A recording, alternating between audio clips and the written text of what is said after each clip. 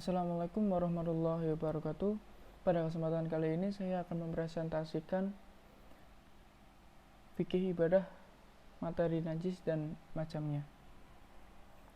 Dalam ajaran agama Islam menegaskan bahwa sebelum kita melakukan ibadah, terutama sholat, tentu disyaratkan harus suci terlebih dahulu, baik suci pada diri orang yang melakukan ibadah itu sendiri atau suci pada tempat dan pakaian yang dikenakan. Hal ini disyaratkan karena Islam selalu mengajarkan umatnya untuk melakukan kebersihan diri baik lahir maupun batin. Ya, di sini pengertian dari najis. Najis berasal dari bahasa Arab yang artinya kotoran dan menurut istilah adalah suatu benda yang kotor yang mencegah sahnya mengerjakan sesuatu ibadah yang dituntut harus dalam keadaan suci. Dan selanjutnya, macam-macam najis menurut tingkatan. Yang pertama ada najis mukhafafah atau najis ringan, najis mutawasithah atau najis sedang. Yang ketiga ada najis mughaladah, najis yang paling berat. Yang pertama, najis mukhafafah, yaitu termasuk najis yang paling ringan. Contohnya halnya ketika seorang anak laki-laki belum memakan makanan lain selain dari ASI ibunya. Cara membersihkannya atau mensucikannya cukup dengan membersihkan air meskipun air itu tidak mengalir.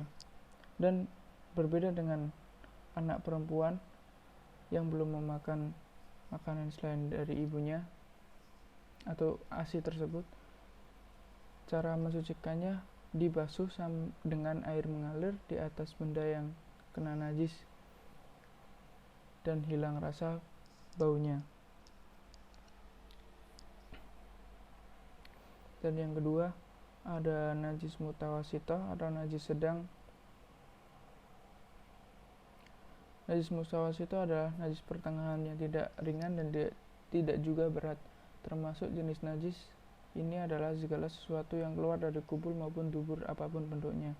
Adapun cara mensucikannya adalah dibasuh dengan air sampai hilang sifatnya. Apabila sudah berulang kali dicuci tetapi bekasnya masih ada juga, maka hukumnya dianggap suci dan dimaafkan.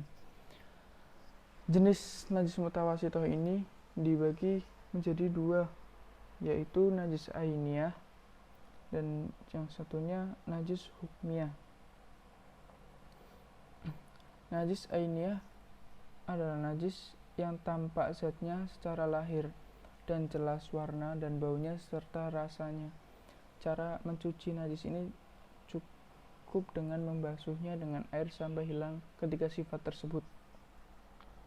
Dan najis hukmiyah yaitu najis yang kita yakini adanya tetapi tidak tampak ketika sifatnya, seperti kencing yang sudah lama kering.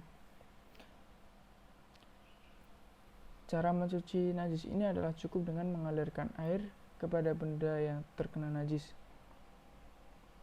Yang ketiga adalah najis yang paling berat. Najis ini adalah termasuk dalam najis adalah anjing dan babi, termasuk babi hutan serta keturunannya. Adapun cara mencuci najis atau benda yang terkena najis ini adalah dengan mencuci dengan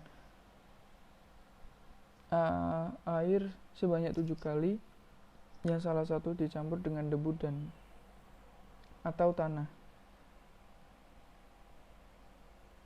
seperti sabda Nabi yang artinya, sucinya seorang di antara kamu apabila telah dijilat anjing, maka hendaklah dibasuh 7 kali, yang salah satu dari 7 itu dicampur dengan tanah. Hadis riwayat Muslim. Dan selanjutnya, najis yang dimaafkan.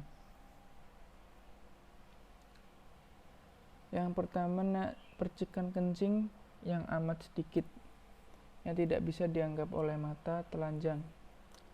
Yang kedua, sedikit darah, nanah, darah kutu, dan kotoran lalat atau najisnya.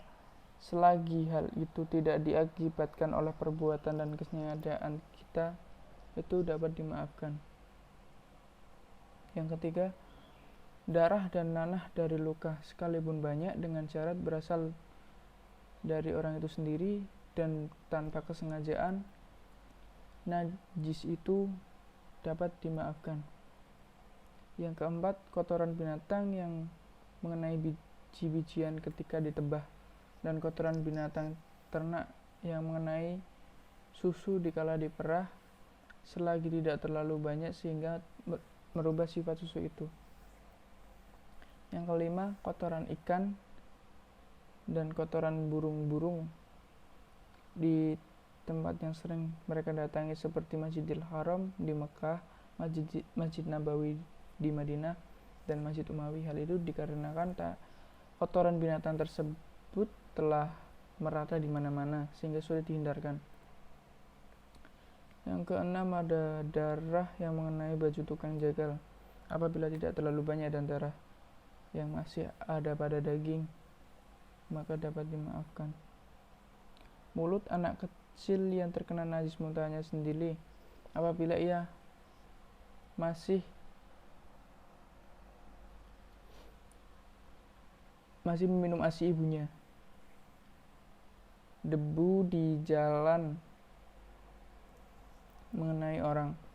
Yang kesembilan, bangkai binatang yang darahnya tidak mengalir, maksudnya binatang itu sendiri tidak mempunyai darah. Apabila bangkai itu tercebur dalam benda cair seperti lalat, lebah, dan semut, dengan syarat binatang itu tercebur sendiri, tidak merubah sifat benda yang diceburi. Dan yang terakhir, perkara yang mensucikan. Di sini ada 4. Yang pertama, air mutlak, air yang suci mensucikan menurut kesepakatan para ulama. Yang kedua, ada tanah, dapat mensucikan juga. Yang ketiga, ada debu bagi seorang yang berhalangan menggunakan air karena sesuatu yang maka diperbolehkan membersihkan hadas dengan debu. Benda keras, benda yang suci dari asalnya karena tidak terkena hadas, misal batu, kayu, tanah keras, dan sebangsanya, yang dapat mensucikan air dari najis dan kotoran.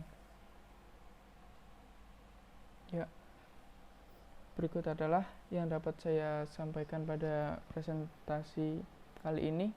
Apabila ada salah kata, saya minta maaf sebesar-besarnya. Terima kasih. Wassalamualaikum warahmatullahi wabarakatuh.